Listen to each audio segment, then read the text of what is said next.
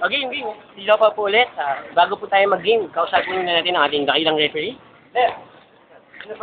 Ano ulit ang pangalan niyo, ref? Ildefonso Sinya.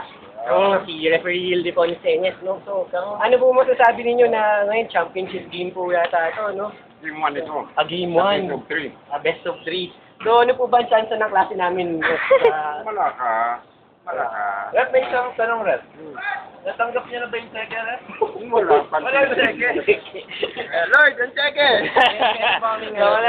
May laban ba kami dyan? May laban. Okay. Narinig niyo po yun, mga kaibigan. May laban daw kami, sabi po ng referee. So, hindi ko alam kung ano ibig sabihin nun, pero yun, narinig niyo naman si Lord kanina, di ba? Sabi niya, Madilim dyan yun. sorry, madilim ba Hindi dito? ka kita. Sorry. Hindi ko kita.